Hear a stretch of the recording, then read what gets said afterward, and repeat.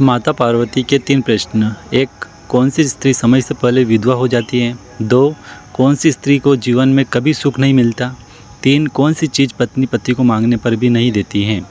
एक बार भगवान शिव कैलाश पर्वत पर बैठे थे तो माता पार्वती भगवान शिव से मिलने के लिए जाती हैं और कहने लगती हैं, प्रभु, जब मैं आपसे मिलने के लिए आ रही थी तो मेरी नज़र मृत्युलोक पर पड़ी। वहाँ मैंने क्या देखा कि 3 स्त्रियाँ जो आपस में सहेली थी, उनमें से 2 स्त्रियाँ विधवा होकर के दुखी जीवन जी रही थी, जबकि एक स्त्री सुहागिन होकर के अपने पति के साथ सुखी जीवन जी रही थी। प्रभु, यह बात मेरी समझ में नहीं आई, इसलिए मेरे मन में 3 प्रश्न गूंजने लगे। अब मैं आपसे यह चाहती हूँ कि आप मेरे तीनों प्रश्नों के उत्तर दे करके मुझे संतुष्ट करने की कृपा करें।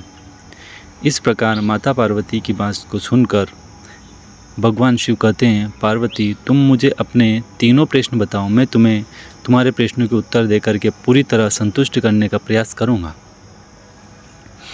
अब माता पार्वती कहती हैं, प्रभु, मेरा पहला प्रश्न है, कौन सी स्त्री समय से पहले विधवा हो जाती है?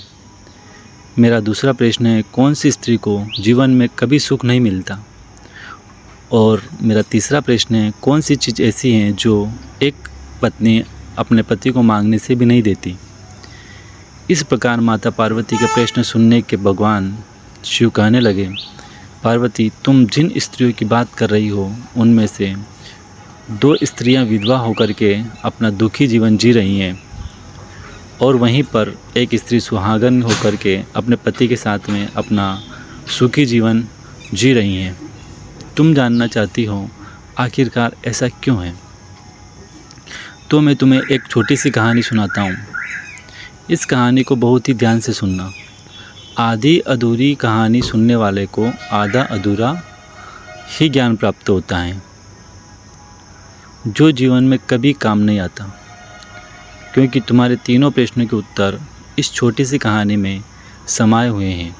इस कहानी को यदि तुमने ध्यान से सुना तो तुम्हारे तीनों प्रश्नों के उत्तर तुम्हें अवश्य मिलेंगे और तुम्हें संतुष्टि प्राप्त होगी। माता पार्वती कहती हैं, प्रभु, मैं आपकी बात से सहमत हूँ, आप कहानी शुरू करो, मैं कहानी को पूरे मन से सुनूंगी और जब तक आप कहानी बोलेंगे तब तक मेरा मन किसी दूसरे स्थान पर नहीं जाएगा। भगवान शिव कहते हैं, पार्वती, सबसे पहले मैं तुम्हें उस स्त्री की कहानी सुनाता हूँ जो सुहागन बन कर के सुखी जीवन जी रही है। देखो, जिस सुहागन स्त्री की तुम बात कर रही हो वो सुहागन स्त्री एक राजा के नौकर की पत्नी है और जिस नौकर की वो पत्नी है उस नौकर को अपनी पत्नी पर पूरा विश्वास और भरोसा है कि वो पतिव्रता हैं, जिसकी महिमा वो अपने साथियों में बार बार कहता है। अब देखो, एक दिन की बात है, उस राजा के नौकर ने अपनी पत्नी की प्रशंसा की बात धीरे धीरे फैलते हुए राज दरबार तक पहुंच गई। फिर उस राजा ने अपने नौकर को बुलाया और उस नौकर से कहा कि तुम हर किसी से अपनी पत्नी की प्रशंसा करते हो कि तुम्हारी पत्नी पतिव्रता है। क्या वास्तव में तुम्हारी पत्नी पतिव्रता है? क्या तुम्हें पूर्ण विश्वास है?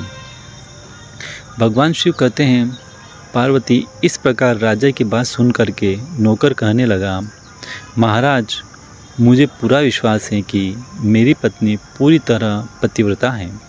अब उसी समय पर राजा का महामंत्री कहने लगता है, यदि मैं तेरी पत्नी की पतिव्रता धर्म खंडित कर दूँ तो तुझे क्या सज़ा मिलनी चाहिए? तो नौकर ने कहा, यदि तुम मेरी पत्नी की पतिव्रता धर्म खंडित कर देते हो तो महाराज मुझे फांसी लगा देना। अब वो राजा का नौकर भी मंत्री से कहता है, महाराज, यह मेरी पत्नी का पतिव्रता धर्म खंडित नहीं कर पाए तो इनको सज़ा क्या मिलनी चाहिए? तो राजा ने कहा, मंत्री को भी फांसी की जाएगी। भगवान शिव कहते हैं, पार्वती, इस प्रकार मंत्री ने स्वीकार कर लिया और नौकर से पूछा कि क्या वस्तु लाऊं जिससे तू माने कि मैं तेरी पत्नी का धर्म खंडित करने में सफल हुआ? तो नौकर ने कहा, मंत्री जी, यदि तुम मेरे घर से जा कर के मेरे विवाह के समय पर मुझे एक पटका मिला था और एक कटार मिली थी जो दूल्हे को देते हैं, वो मेरी पत्नी ने बहुत ही संभाल के रखी हैं। जो सुहाग की निशानी मानी जाती हैं।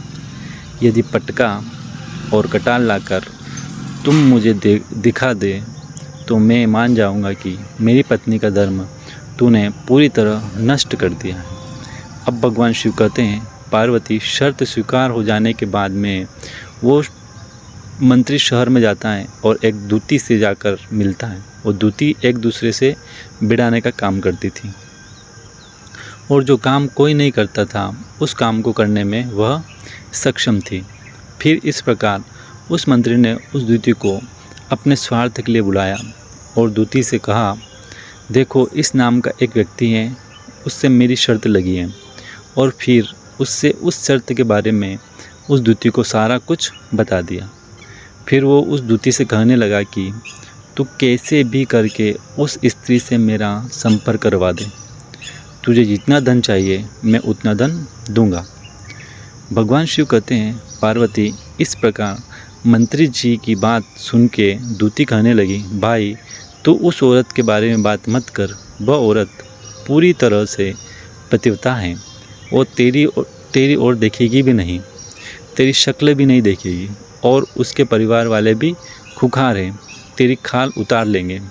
तो मंत्री कहने लगा, ठीक है, यदि तू मेरा इससे संपर्क नहीं करवा सकती तो एक काम कर दे, उसके घर जाकर के पटका और कटार चुरा कर ला दे और उसकी पत्नी के गुप्तांग के पास में यदि कोई चिन्ह हो तो वो चिन्ह भी मुझे देख कर के बता दे, फिर मैं तुझे मुँह मांगा इनाम दूंगा। भगवान शिव कहते हैं, पार्वती, यह बात दूती की समझ में आ गई।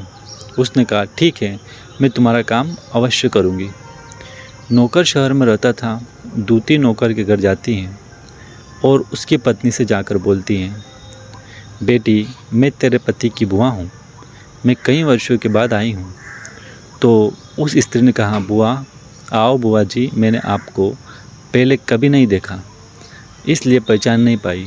और इस प्रकार उस दूती को उस नौकर की पतिव्रता स्त्री ने बहुत बड़ा सम्मान दिया, मगर उसे क्या मालूम था कि यह उसके साथ में छल करने आई है। अब भगवान शिव कहते हैं, पार्वती, इस प्रकार वो दूती उस पतिव्रता स्त्री के साथ में 2 दिन तक रुकी। जिस समय वो स्त्री स्नान करने लगी तो दूती उठ करके उस पतिव्रता स्त्री की कमर मलने लगी।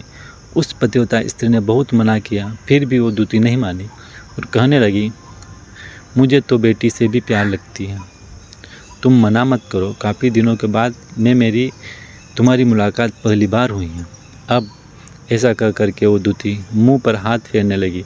फिर आंखों को धोने के बहाने से उस दूती ने उस पतिव्रता स्त्री की आंखों में पानी मार दिया और उस स्त्री की आंखें बंद हो जा गई। इस प्रकार गुप्तांग के पास जांघ पर उस स्त्री के एक तिल था जो उस दूती ने देख लिया। बस उसका काम बन गया। उधर स्नान करने के बाद जब वो पतिव्रता स्त्री रसोई में खाना बनाने गई तो दूती को मौका मिल गया और उसने पटका और कटार उस नौकर के घर से चुरा लिए और वहाँ से चुपके से भाग गई और जाकर के दूती ने वह पटका और कटार मंत्री को दे दिए और उस पतिव्रता स्त्री की जांघ पर तिल के निशान भी बता दिए।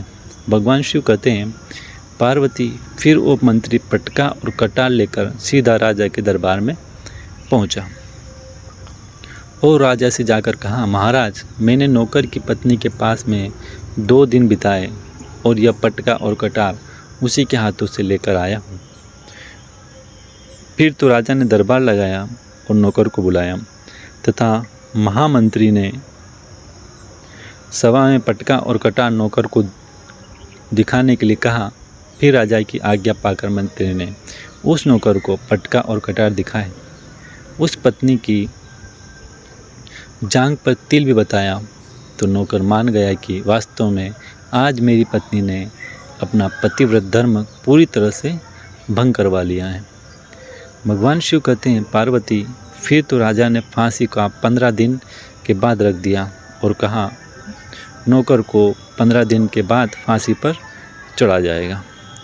और इस प्रकार नौकर से उसकी अंतिम इच्छा पूछी तो नौकर ने कहा, मैं अपनी पत्नी से अंतिम बार मिलना चाहता हूँ।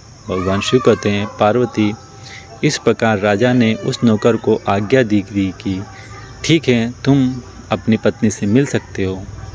फिर नौकर अपने घर गया और अपनी पत्नी से कहा कि तुमने मेरे साथ में बहुत बड़ा धोखा किया। मैंने तुम्हारे विश्वास पर मंत्री से ऐसी शर्त लगाई थी कि राजा के दरबार में राजा के सामने मैंने कहा था कि मेरी पत्नी का पतिव्रत धर्म कोई नष्ट कर दे तो मुझे फांसी लगा देना। अब मुझे 15 दिन के बाद फांसी लगा दी जाएगी। मेरे साथ विश्वासघात करके तुमने ठीक नहीं किया। भगवान शिव कहते हैं, पार्वती, उस पतिव्रता स्त्री ने अपने नौकर पति को सारी बात बताई, मगर उसे विश्वास नहीं हुआ और पुनः वो राजा के दरबार में पहुंच गया। फिर उस कैद में डलवा दिया गया। अब उधर नौकर की पतिव्रता पत्नी ने परमात्मा को याद किया और राजा के दरबार में गई और राजा ने नाच दिखाने की आज्ञा मांगी। भगवान शिव कहते हैं, पार्वती, उधर नौकर की पतिव्रता पत्नी ने परमात्मा को याद किया और अपना वेश बदलकर राजा के दरबार में गई और राजा से नाच दिखाने की आज्ञा मांगने लगी।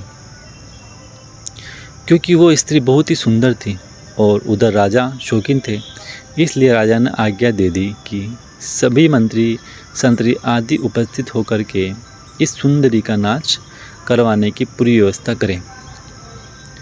भगवान शिव कहते हैं, पार्वती, फिर तो सब मंत्री महामंत्री राजा आदि दरबार में उपस्थित हुए। फिर उस नौकर की पत्नी ने जब नाचना शुरू किया तो राजा को उस स्त्री का नाच बहुत ही सुंदर लगा। फिर राजा ने कहा, तुम मुझसे क्या मांगना चाहती हो? तुम जो मांगोगी मैं तुम्हें वही दूंगा। भगवान शिव कहते हैं कि पार्वती, फिर उस नौकर की पतिव्रता स्त्री ने कहा, महाराज, आपकी सभा में मेरा चोर है जिसने मेरे रुपए लिए थे मगर आज तक वापस नहीं दिए, उसे फांसी की सज़ा दे। अब राजा ने कहा, ठीक है, बताओ मेरे दरबार में तुम्हारा चोर कौन है, उसका नाम क्या है, मैं उसको फांसी की सज़ा अवश्य दूंगा। भगवान शिव कहते हैं, पार्वती, फिर उस नौकर की पतिव्रता स्त्री ने कहा, महाराज, आपका मंत्री मेरा चोर है, आप इसको फांसी की सज़ा दे दीजिए। अब उधर जैसे ही मंत्री ने सुना कि ये सुंदरी मुझे अपना चोर बता रही हैं तो मंत्री कहने लगा कि महाराज, मैं कसम खाकर कहता हूँ कि मैंने इसका कभी कुछ नहीं चुराया, मैंने इसको कभी आज तक देखा ही नहीं, तो मैं इसकी चोरी कैसे कर सकता हूँ? मैंने आज तक इसकी शक्ल ही नहीं देखी। अब भगवान शिव कहते हैं, पार्वती, जैसे ही मंत्री ने कहा कि मैंने इस सुंदरी की शक्ल आज तक नहीं देखी, तो वो सुंदरी कहने लगी कि महाराज, यदि यह मंत्री मुझे जानता नहीं है तो आप इससे ये पूछिए कि यह पटका और कटार कहाँ से लाया था। मैं उस नौकर की पत्नी हूँ जो आपके यहाँ नौकरी करता है और आप मेरे निर्दोष पति को फांसी पर चढ़ाने वाले हैं। अब मैं आपको पूरी कहानी सुनाती हूँ। ये जो आपका मंत्री है, इसने मेरे पास में अपनी एक दूती को भेजा, मेरी जान के तिल का पता लगाया और उसने ही यह पटका और कटार चुरा करके इसको ला करके दी और आपके मंत्री के द्वारा भेजी गई दूती जब मेरे घर पर आई तो उसने मुझसे कहा कि वह मेरे पति की बुआ है। वह पहली बार आई थी, इसलिए मैं उसको पहचान न सकी और महाराज, इस प्रकार मैंने उस स्त्री को अपने यहाँ पर बहुत बड़ा सम्मान दिया और अपने यहाँ पर ठहरने की व्यवस्था की। भगवान शिव कहते हैं, पार्वती, इस प्रकार उस नौकर की पतिव्रता स्त्री की बात को सुन करके राजा ने दूती को बुलाया। फिर उस दूती ने राजा को सारी सच्चाई बताई। फिर राजा ने उस नौकर को छोड़ दिया और मंत्री को फांसी पर चढ़ा दिया। भगवान शिव कहते हैं, पार्वती, इस प्रकार उस नौकर की पतिव्रता स्त्री ने अंत में राजा से कहा, महाराज, मैं अपने पति से बहुत प्यार करती हूँ। मैं एक चरित्रवान स्त्री हूँ, कभी भी अपने पति का नाम तक अपने मुंह से नहीं लेती हूँ। अब भगवान शिव कहते हैं, पार्वती, मेरी कहानी पूरी हुई। अब तुम अपने तीनों प्रश्नों के उत्तर सुनो। तुम्हारा पहला प्रश्न था कौन सी स्त्री समय से पहले विधवा हो जाती हैं? तो जो स्त्रियां अपने पति का नाम लेती हैं वो समय से पहले ही विधवा हो जाती हैं, क्योंकि पति का नाम लेने से पति की उम्र कम हो जाती है और समय से पहले ही उनके पति की मृत्यु हो जाती है। ऐसी स्त्रियां जो अपने पति का नाम लेती हैं वह समय से पहले ही विधवा होकर के एक दुखी जीवन जीती हैं। बस यही राज की बात है कि तुम जिन 3 सहेलियों की बात कर रही थी उनमें से 2 विधवा थी और एक यह नौकर की पत्नी थी जो पतिव्रता स्त्री थी। यह पतिव्रता कभी भी अपने पति का नाम कभी भी अपने मुंह से नहीं लेती थी।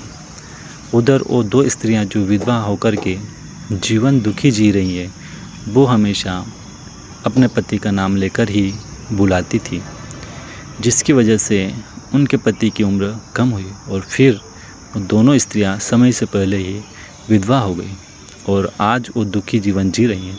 इसलिए कभी भी स्त्री को अपने पति का नाम अपने मुंह से नहीं लेना चाहिए। अब तुम्हारा दूसरा प्रश्न था, कौन सी स्त्री को जीवन में कभी भी सुख नहीं मिलता? तो समझ लो जो स्त्रियां अपने पति के बिना अनुमति के किसी तीर्थ स्थान या उत्सव पर जाती हैं उनके जीवन में कभी सुख नहीं आता। ऐसी स्त्रियां जीवन में दुखी रहती हैं और उन्हें पति का कभी प्रेम नहीं मिलता। अब भगवान शिव कहते हैं, पार्वती तुम्हारा तीसरा प्रश्न था कि ऐसी कौन सी चीज़ है जो एक पत्नी अपने पति को मांगने से भी नहीं देती? तो समझ लो वो चीज़ गाली है। एक चरित्रवान स्त्री अपने पति को गाली नहीं दे सकती। जो स्त्री गाली देती हैं वो स्त्री कभी भी चरित्रवान नहीं होती और ऐसी स्त्री जीवन भर रोती है। उसके जीवन में कभी भी सुख की घड़ी नहीं आती और समय से पहले स्त्री विधवा हो जाती है। इस प्रकार भगवान शिव के मुंह से सुनकर माता पार्वती तीनों प्रश्नों से संतुष्ट होकर कहती हैं, स्वामी वास्तव में जो स्त्री चरित्रवान होती है वो कभी दुखी जीवन नहीं जीती, क्योंकि ऐसे घर में लक्ष्मी का सदा वास होता है और वो घर धन धान्य से हमेशा भरा रहता है। ऐसी स्त्रियां हमेशा